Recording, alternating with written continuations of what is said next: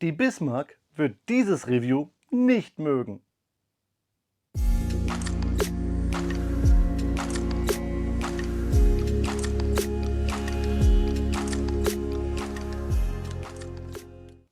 Willkommen in der Noppenklötzchenscheune. Mein Name ist Blockstar und Freunde, heute stelle ich euch den vielleicht effektivsten und berühmtesten Doppeldecker des Zweiten Weltkriegs vor. Wir sind ja schon der Zukunfts-Blockstar, natürlich zeige ich euch gleich noch, wie man dieses Set baut, namentlich die 5769, die Fairey Swordfish hier in der Executive Edition, nämlich die Flugzeuge, die maßgeblich an der Versenkung der Bismarck beteiligt waren, und wir bekommen in der Executive Edition sogar extra eine Plakette zum Unternehmen Rheinübung. Freunde, das schreit nach einem richtig coolen Review. Jetzt gehen wir in die Vergangenheit und dann zeige ich euch, wie dieses Set von innen aussieht. Wir bauen dieses Flugzeug zusammen und es gibt fette Fakten.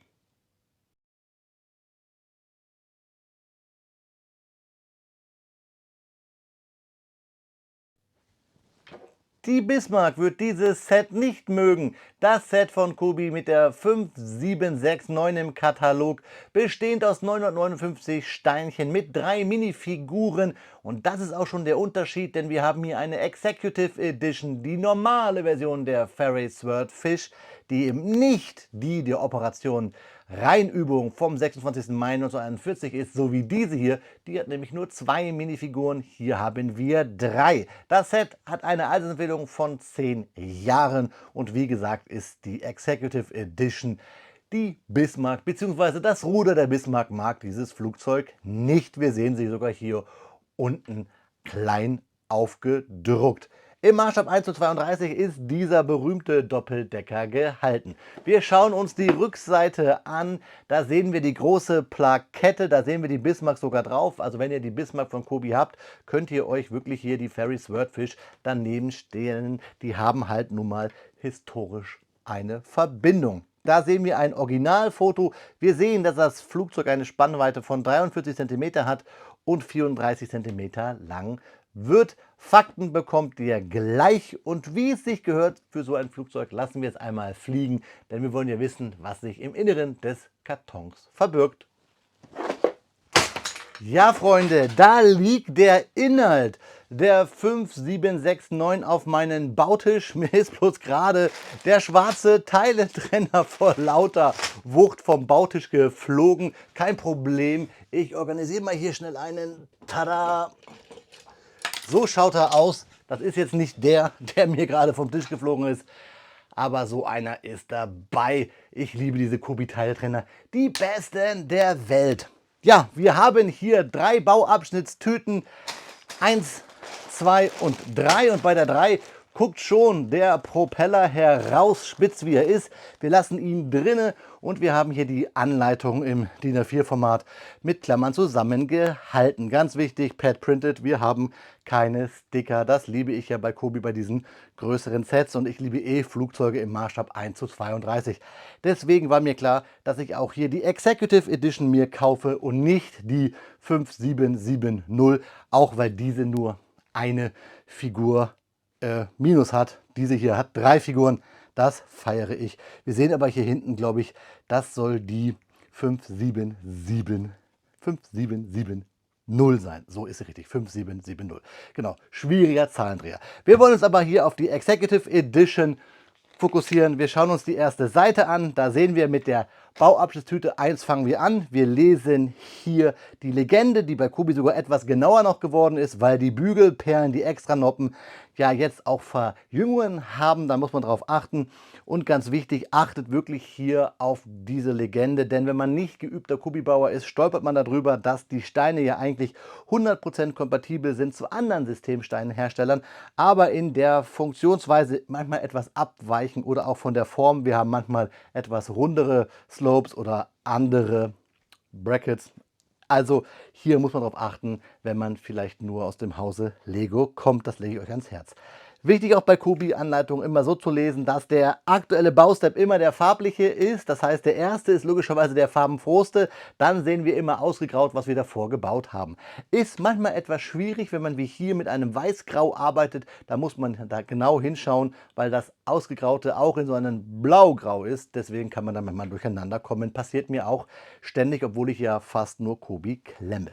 Ja, wir bauen uns durch die Tüten durch. Wichtig ist halt immer, dass wir in diesen Rechtecken unten die Steine sehen, dass uns Pfeile den Weg weisen. Manchmal gibt es kleine Anlegehilfen beziehungsweise extra Fenster, wo man sieht, was man klemmen soll. Hier sieht man so ein extra Fenster, hier sieht man so eine Anlegehilfe. Da braucht man dann keine Noppen bauen beziehungsweise zählen. Bauen muss man sie trotzdem. Und fertig sind wir dann. Ich sehe schon, wenn wir hier diesen massiven Stand bauen für unser Flugzeug im Maßstab 1:32, wenn wir die Bauabschnittshütte 3 durchgearbeitet haben und beim Baustep 177 angelangt sind, wenn wir unseren massiven Doppeldecker, unser Torpedoflugzeug auf den Stand packen. Auf den letzten Seiten dann immer die Anleitung für die Minifiguren, wie wir sie zusammenstecken haben und die Steine, die im Set enthalten sind. Fehlt euch da ein Stein, gleich hier unten bei Kobi monieren. Und da seht ihr die 3 Minifiguren, wie man sie zusammenzustecken hat. Und auf der letzten Seite dann, naja, macht Kobi clever. Warum nicht Werbung für die Bismarck? Ich habe es euch gesagt, die könnte man dann zusammen ins Regal stellen. Werde ich auch so ähnlich machen, wobei, Schande auf mein Haupt, ich habe keine Bismarck im Maßstab 1:300. Kann ja noch werden. Freunde, ich wünsche euch jetzt viel Spaß bei den Fakten zur Fairey Swordfish und mir beim Klemmen, liebe Freunde.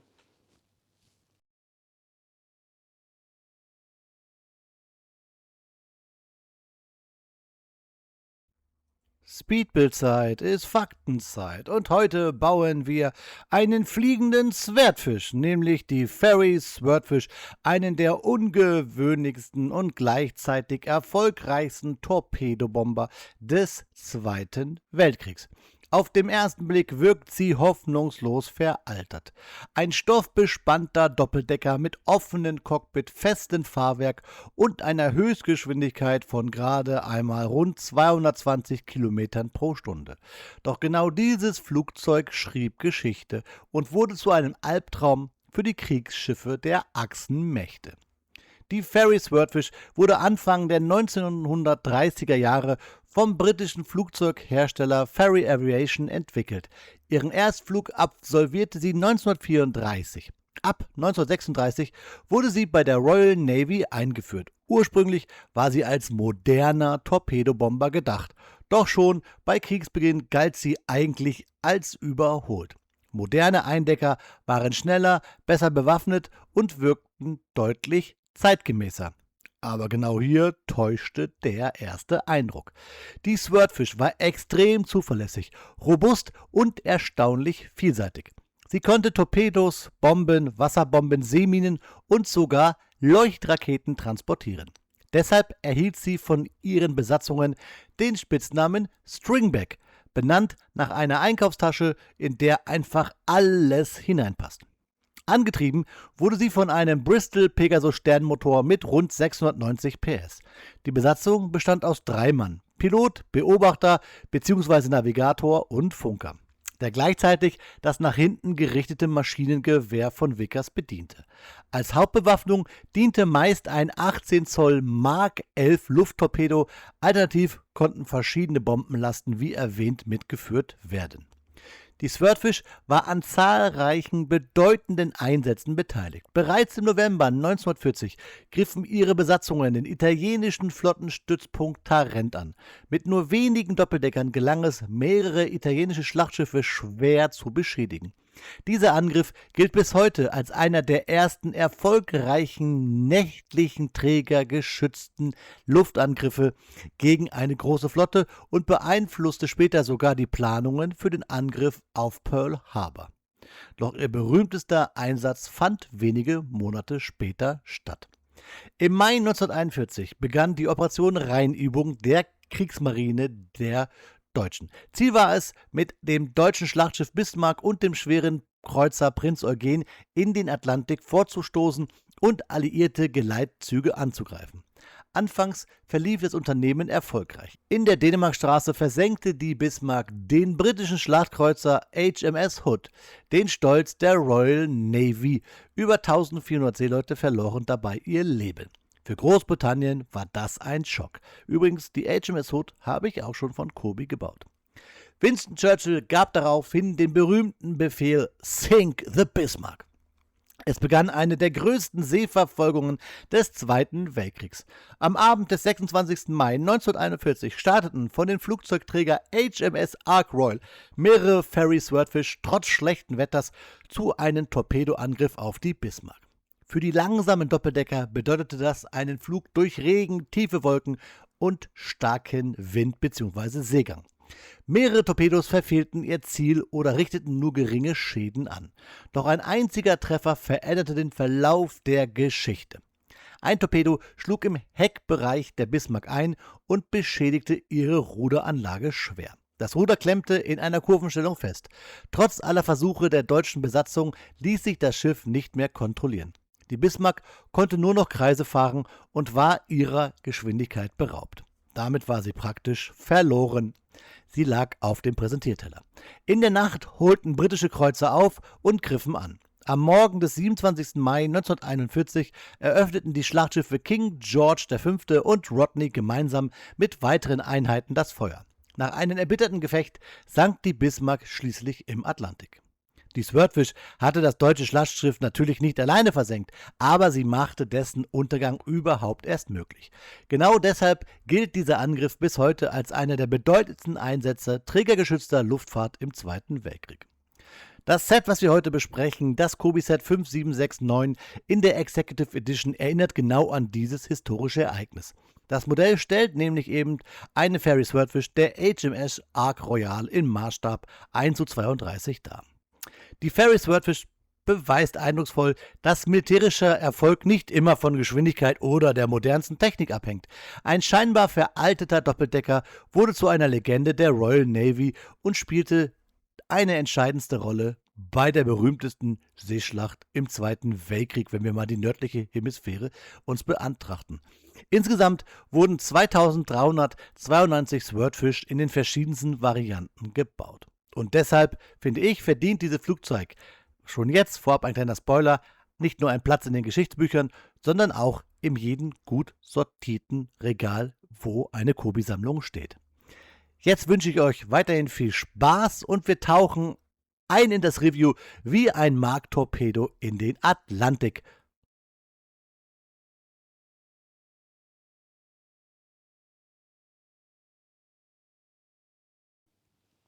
Nach 2 Stunden und 45 Minuten Bauzeit steht sie dort fliegend auf unserem Stand. Die Fairey Swordfish, der fliegende Schwertfisch aus dem Hause Kobi. Das Set 5769, die Executive Edition, natürlich aus dem Themenbereich Historical Collection World War II, denn wir haben hier ja die Unterschrift oder Underline Operation Rheinübung 26. Mai 1941 bzw. Operation Rheinübung 26. May 1941. Die Bismarck möchte dieses Datum vergessen, wobei es Elate, dieser Haufen Stahl liegt auf dem Grund des Meeres und wie gesagt, schuld daran ist halt auch dieser wahrscheinlich berühmteste Doppeldecker und wahrscheinlich auch das berühmteste, unterschätzte Flugzeug in der Geschichte. Denn dieses Flugzeug war jetzt nicht berühmt aufgrund seiner exorbitanten Geschwindigkeiten oder Flugeigenschaften, nein, aber aufgrund seiner Effektivität. Und ich würde sagen, es ist das berühmteste trägergestützte Flugzeug überhaupt. Deswegen habe ich mich seit der Ankündigung von Kobi, dass es dieses Set geben wird, sehr, sehr darauf gefreut und auch vor allem Dingen, weil wir ein Set haben im Maßstab 1:32. Und ich kann euch jetzt schon sagen, dass dieser Bau richtig, richtig Spaß gemacht hat. Es sieht, ich werde es euch gleich zeigen, etwas vielleicht zu rudimentär aus und nicht wirklich spektakulär, aber der Bau hat mir wirklich verdammt Spaß gemacht. Und ich habe es euch ja gerade gesagt, man hat 2 Stunden 45 Minuten richtig Spaß beim Bau. Gehen wir kurz um ein paar Fakten drumherum, die immer wichtig sind. Was haben wir an Steinen über? Ja, ein paar Bolzen, ein paar dieser neuen Kobi-Hände, Abdeckklappen, Bars. Das übliche, nicht gerade viel.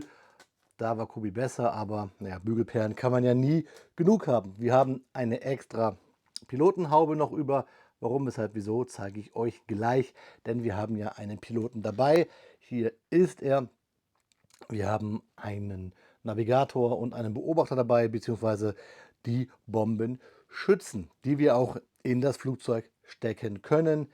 Noch besser ist aber, und das finde ich toll, und das schauen wir uns gleich an, am Stand haben wir Noppen, damit wir die Figuren drapieren können, damit sie nicht so eng sitzen müssen wie im Flugzeug.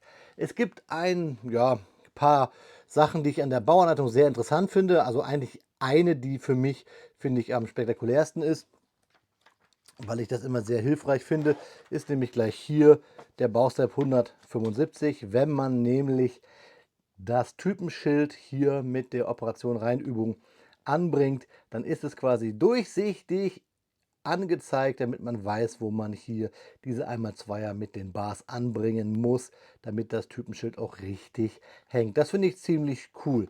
Was ein bisschen uncool ist, dass man nicht so genau weiß, beim ersten Moment, wie man das Flugzeug hier drauf drapiert, denn im Bild sieht man nicht, der Torpedo ist ja hier unten drunter und der macht es ein bisschen cheesy, ein bisschen tricksy, hier das Flugzeug auf diesem Stand zu drapieren. Sonst ist der Bau ziemlich einfach. Er hat Spaß gemacht. Ich mag das, große Flügel zu bauen. Hier hat man alles drin, was Kobi-Herzen erfreuen lässt. Dass man erstmal nämlich den Rumpf baut, mit viel Baurichtungsumkehr. Überall sind Noppen, wo wir was drauf machen können. Überall können wir Bügelperlen und Stäbchen versenken. Überall haben wir Baurichtungsumkehr, das habe ich schon gesagt. Und das macht richtig Fun und man erkennt sofort ziemlich schnell, und das finde ich immer wichtig, dass man ein bisschen Bauvorschritte sieht, was man baut. Und dann, wenn man diesen Rumpf fertig hat mit Hütte 2, gehen gleich die Flügel in die Mache. Die sind groß, die sind fast clean, das zeige ich euch, und haben Verstrebungen, die ziemlich einfach zu bauen sind. Und hier muss man einfach nur darauf achten, wie schräg man diese Zapfen macht für diese Hinge-Elemente. Und dann geht das auch, das hat Kobi sehr, sehr gut gemacht. Wenn man hier nicht aufpasst, dann friemelt man sich einen Wolf. Dann hat man große Verstrebungen hier für die Flügel, für die Festigkeit der Flügel. Die sind in unterschiedlichen Formen ausgestattet, aber das macht Spaß. Gerade bei Doppeldeckern kann sowas, wenn man mit Seilen arbeiten muss oder mit dünnen Elementen, das hat Kobi ja früher auch gemacht, sehr nervig werden. Und dann kommen wieder die Flügel und dann passt das. Und dann baut man zum Schluss halt den Stand, den Torpedo und auch wieder Verstrebungen. Nämlich hier ist es, beim Höhenruder. Und da ist es ein bisschen blöd, weil das Höhenruder hängt nur hier so zwischen diesen Zwischennoppen. Und das ist ganz wichtig beim Baustep 121, hier rechts unten, sieht man richtig, dass man diese Bar nur so halb, aber doch ganz versenken soll. Wenn man das nicht richtig macht, dann verzieht sich das Höhenruder ein bisschen. Das werdet ihr auch gleich bei mir sehen. Dadurch kann es etwas schief wirken. Naja, und dann kommt der Torpedo und dann kommt der Stand und dann sind wir schon fertig. Nach, wie gesagt, 2 Stunden und 45 Minuten. Nicht wirklich schwer. 10 plus würde ich aufgrund der vielen Bügelperlen auch sagen. Und wenn man noch nie mit so Verstrebungsdingern gearbeitet hat, dann ist diese Altersempfehlung, glaube ich, genau richtig. Trotzdem, glaube ich, können das Erwachsene mit etwas älteren Kindern auch gut zusammen bauen, wenn man sowas möchte. Wie gesagt, für mich der beste Doppeldecker, den Kobi rausgebracht hat. Ist ja auch der größte, das können wir jetzt schon mal sagen. Ich wünsche mir mehr davon. Vielleicht einen großen Traktor oder Lüfte noch aus der Sowjetunion. Ihr wisst vielleicht, was ich meine. Der Herr Michael Manusakis hat es in Deutschland berühmt gemacht. So ein Doppeldecker fehlt vielleicht noch. Oder ja, was meint ihr? So ein Gotha-Bomber aus dem Ersten Weltkrieg. Denn Kobi zeigt hier, wie gut man es machen kann. Und wie gut das Kobi machen kann, zeige ich euch jetzt wirklich. Gut, Teiletrenner ist dabei. Das gehört noch dazu. Ich liebe diese Teiletrenner von Kobi. Sind einfach die besten. Schöne Hebelwirkung. Hiermit kann man die Bügelperlen nochmal rauslupfen oder Bars rausdrücken. Und hat hier unten auch nochmal Noppenaufnahmen, womit man mehr rausbrechen kann, ein bisschen rausdrücken kann. Also wirklich ein tolles, tolles Werkzeug. Schauen wir uns die Piloten an, beziehungsweise den Piloten, den wir hier haben. Eine richtig toll bedruckte Uniform. Hier oben sehen wir Abzeichen auf der Schirmmütze. Ausgezeichnet ist der Herr. Hat hier seine Wings, hat so einen typischen Rollkragenpullover und viele Knöpfe auf dem Revers.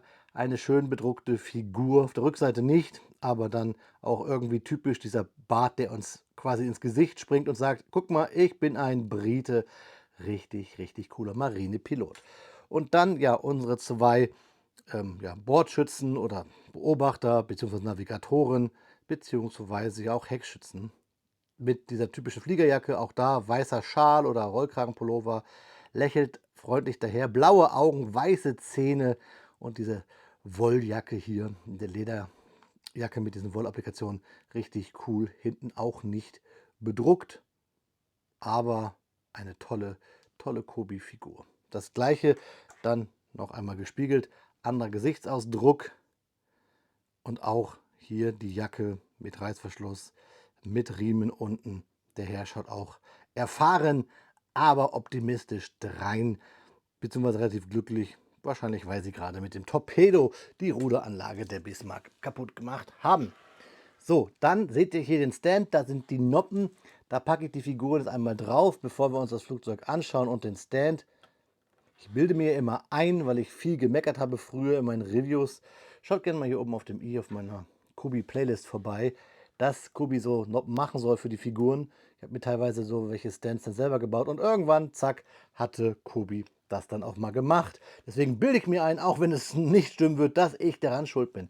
Übrigens, Unterschied ist jetzt noch, der eine hat Handschuhe, der andere nicht. Wahrscheinlich, weil der eine im Flugzeug irgendwie gebückt ist auf dem Beobachtungsgerät, also das wahrscheinlich Zielgerät für den Torpedo und der andere hat Handschuhe an, weil da draußen wahrscheinlich hier das MG, was ein Vickers 7,7 Maschinengewehr sein soll. Hier ist das Typenschild, zeige ich euch gleich und wie gesagt, ganz wichtig, der Stand, auf dem das Flugzeug ruht mit dem Mark Torpedo hier unten.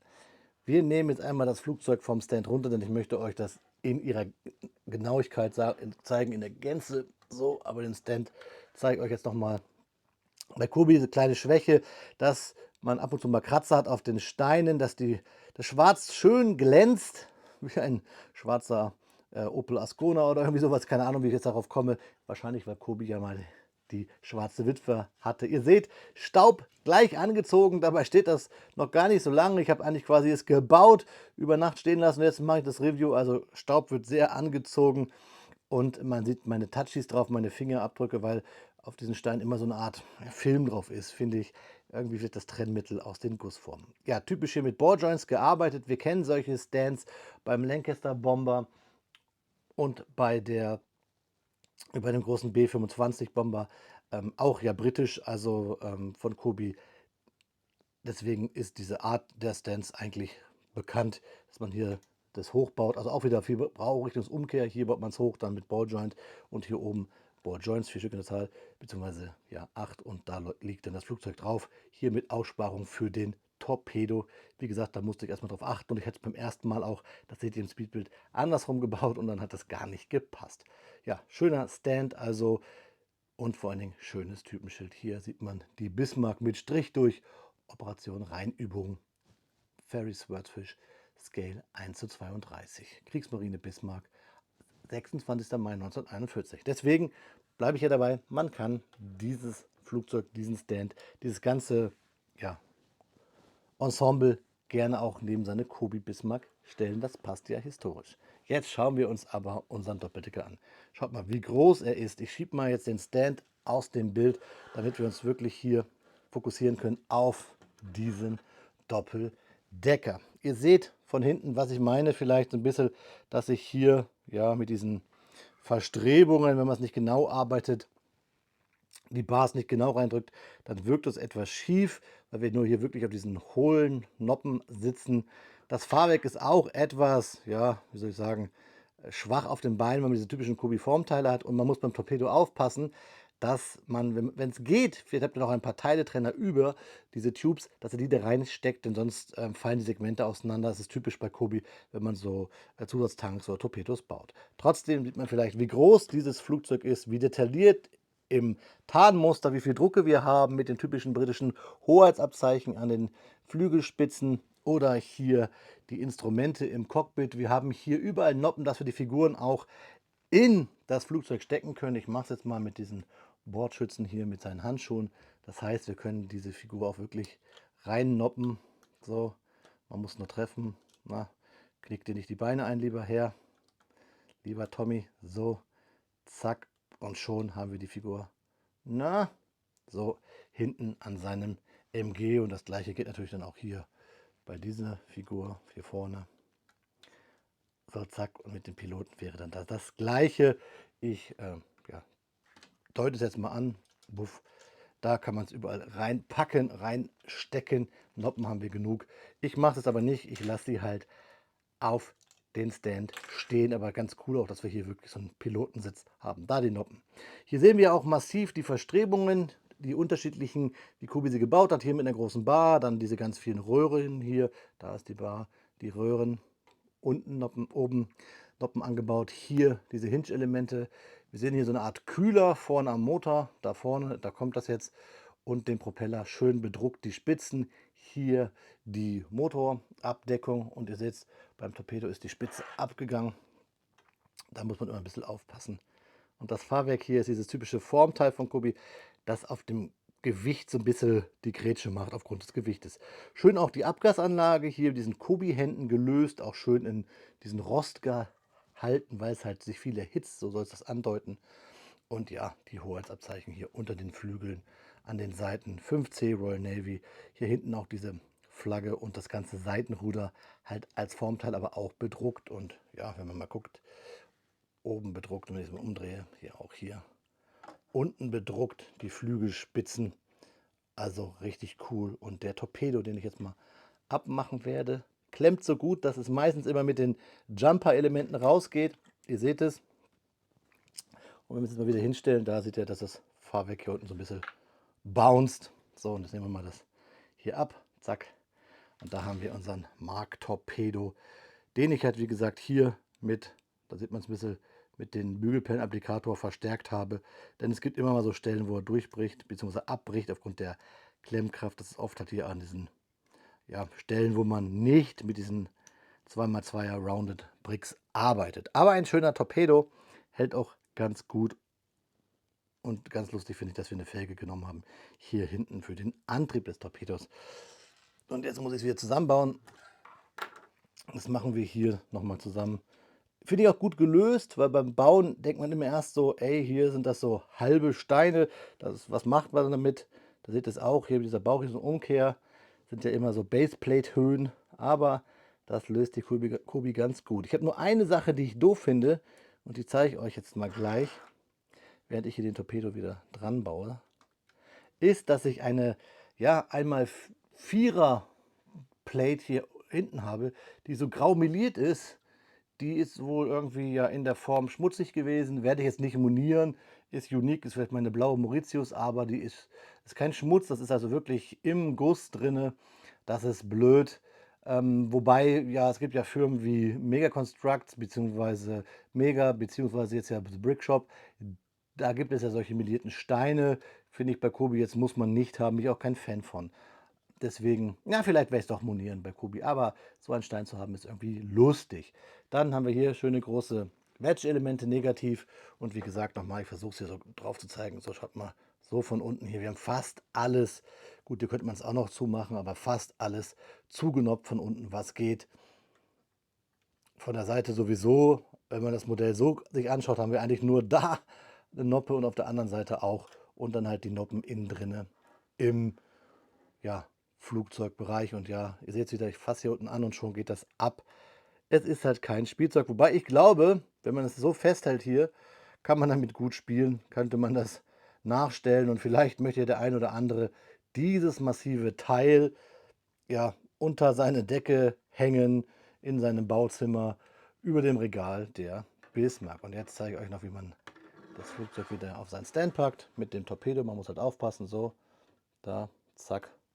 Und dann haben wir wieder unsere Fairy Swordfish auf dem Stand. Ich habe hier unten auch mit der Plate ein bisschen anders gearbeitet, weil ich es lieber so gerade habe, als wie in der Bauanleitung. Und dann packen wir jetzt unsere beiden Figürchen, die nicht Piloten sind, wieder auf den Stand. Zack. Und unseren Piloten zu dem Stand. Na, jetzt bin ich dagegen gekommen. Was ist davon, wenn man es einarmig macht? Was hat man davon? Aber ich will euch ja immer zeigen, hier One-Taker, wie es halt ist, damit ich hier nichts beschönigen, beziehungsweise ihr den Eindruck habt, durch den Schnitt ist hier irgendetwas schön geredet. Ich muss sagen, ich finde von der Preis-Leistung hier einen 1:32er Doppeldecker zu bekommen, der so cool aussieht, der den Torpedo dran hat, der 3 Figuren hat und diesen schönen Stand und auch dann noch diese Geschichte hat, nämlich dass er von der Ark Royal ist und dem berühmtesten deutschen Kampfschiff quasi, ja, mehr als nur einen Haken gestellt hat. Einfach nur faszinierend. Ein tolles Set. Und ich muss echt mit mir hadern, nicht auch die normale Version, die 5770 zu mir zu kaufen, weil einfach der Bau so Spaß gemacht hat. Was meint ihr bis jetzt zu diesem Set? Habt ihr es auch? Habt ihr euch für die normale Version entschieden? Findet ihr die Executive Edition, die ihr ja ganz normal im Handel kaufen könnt? Das ist immer der Unterschied zu den Limited Editions. Habt ihr die auch in euer Herz eingeschlossen? Findet ihr auch sie aufgrund der Historie ganz interessant? Lasst es mich einfach wissen. Schreibt es in die Kommentare. Und für alle, die jetzt finden, ey, Bloxy, du hast das Flugzeug nicht so gut in die Kamera gehalten oder die einfach mehr sehen wollen, die bekommen jetzt natürlich wie immer Detailfotos. Und zum Abschluss gibt es nochmal ein richtiges Fazit und dann schauen wir uns in die Augen, liebe Freunde. Wie immer an dieser Stelle bekommt ihr Detailbilder, damit ihr euch selber ein Bild der Fairy Swordfish machen könnt. Ich möchte euch aber wie immer ein paar Fakten noch mit auf den Weg geben, nämlich heute möchte ich mit euch über den Fleet Air Arm sprechen. Dies war die Marinefliegertruppe der britischen Royal Navy und spielte im Zweiten Weltkrieg eine entscheidende Rolle auf den Weltmeeren. Seine Aufgabe war es, von Flugzeugträgern aus feindliche Schiffe anzugreifen, die eigene Flotte zu schützen, Aufklärung zu fliegen und U-Boote zu bekämpfen. Zu Beginn des Krieges verfügte der Fleet Air Arm über vergleichsweise wenig und teilweise veraltete Flugzeuge, doch das änderte nichts an seinem Erfolg. Besonders berühmt, wie schon erwähnt, wurde der Doppeldecker Fairy Swordfish, der trotz seiner geringen Geschwindigkeit erstaunlich effektiv war. Zuerst der Angriff 1940 auf Tarent und wenige später die Versenkung der Bismarck, an denen die Third Swiss ja sehr beteiligt war. Im weiteren Kriegsverlauf wuchs der Fleet Air Arm erheblich. Moderne Jagdflugzeuge wie die Supermarine Seafire, die Marineversion des Spitfire, sowie amerikanische Muster wie die Grumman Hellcat oder auch die berühmte Ford Corsair verstärkten die britischen Flugzeugträger. Der Fleet Air Arm kämpfte schließlich nicht nur im Atlantik und im Mittelmeer, sondern auch im Indischen Ozean und im Pazifik gegen das kaiserliche Japan. Bis Kriegsende hatte der Fleet Air Arm zu einer der schlagkräftigsten trägergestützten Luftstreitkräfte der Alliierten sich entwickelt. Seine Einsätze trugen entscheidend zur Sicherung der Seewege, zur Bekämpfung feindlicher Flotten und letztendlich zum Sieg der Alliierten auf den Weltmeeren teil. Und ich freue mich, wenn Kobi hier schon die Fairy Swordfish jetzt neu im Programm hat, auf weitere Flugzeuge, die wir vielleicht bekommen vom Fleet Air Arm. Eine Seafire wäre richtig cool oder auch eine britische Corsair wären ja mal was. Man wird ja noch träumen dürfen. Kobi, hört auf unsere Sammlerherzen bitte. Sprechen wir kurz über den Sponsor des heutigen Videos und halt nicht abschalten, denn eigentlich meine ich dich. Vielen lieben Dank, liebe Kanalmitglieder, für eure monetäre Unterstützung und vor allen Dingen das Kicken des Algorithmus. Daher auch noch Danke an alle anderen Kommentatoren, an alle, die diese Videos schauen, an alle, die mir Feedback geben, egal auf welchen Social-Media-Kanälen oder im echten Gespräch, an alle, die einen Daumen hoch lassen, an jeden, der meine Videos teilt. Und natürlich auch vor allen Dingen an euch generell in der Community auf Discord, in den Telegram- oder WhatsApp-Gruppen. Danke, dass ihr mit mir kommuniziert, dass wir über unser Thema Klemmbausteine und die geschichtlichen Themen hinter diesen Sets sprechen. Ihr seid die Geilsten. Danke für eure Unterstützung. Ja, Freunde, da ist das Video leider schon zu Ende. Und selten sage ich leider mit so Wehmut, denn der Bau des Kobi-Sets 5769 hat mir so viel Spaß gemacht. Ich finde Flugzeuge im Maßstab 1:32 einfach nur cool. Und dann hier eine richtig coole, intelligente Executive Edition von Kobi. Und ich habe euch hier mal meine kleine 1:700er Bismarck mit auf den Bautisch gestellt. Denn ich habe es mehrfach erwähnt, diese beiden Sets ja gehören irgendwie zusammen. Und wenn ihr zu Hause die Bismarck im Maßstab 1:300 habt, denke ich mal auch, dass ihr diese zusammenstellen könnt. Ich bin wirklich hin und her gerissen. 89,99 € für die Teileanzahl ist ganz okay bei Kobi, aber das Ding hat mir auch fast 3 Stunden Spaß gebracht. Und wenn ich überlege, dass die normale Version, die 5770, mit 2 Minifiguren, die auch sehr cool bedruckt sind, 806 Steine hat, 10 € weniger kostet, dann würde ich immer hier zur Limited Edition, Quatsch, halt, das passiert mir der Fehler auch, zur Executive Edition greifen. Executive heißt ja, ihr bekommt das bei jedem Händler oder im Handel ja auch. Limited Editions, von denen es ja keine gibt hier bei der Fairy Swordfish, die bekommt ihr nur exklusiv bei Kobi. Hui, auch mal ganz wichtig, das klarzustellen. Mir als Sammler, seht ihr, geht es auch mal hier im Kopf durcheinander.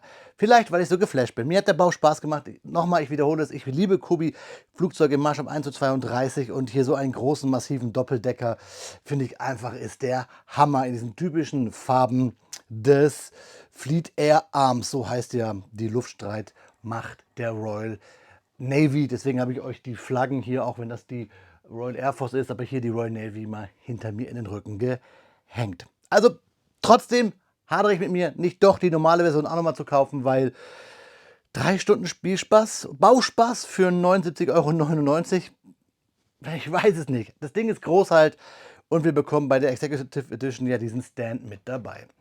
Ich kann nur, aber das ist halt immer so eine Sache, den Preis kritisieren. Mir hat der Bauspaß hier einfach, das Klemmen Spaß gemacht. Ich finde, das Set sieht gut aus. Es sieht genauso aus, wie ich es mir vorgestellt habe. Vielleicht sieht sogar in der Lackierung die 5770 noch besser aus als jetzt hier diese Variante. Aber wir haben hier halt ein Flugzeug von der berühmten HMS Ark Royal. Was will ich denn mehr, Freunde? Als historischer Klemmer ist das hier wirklich ein Nullsummenspiel. Ich kann hier nichts Kritisches finden und mir ist der Preis wert.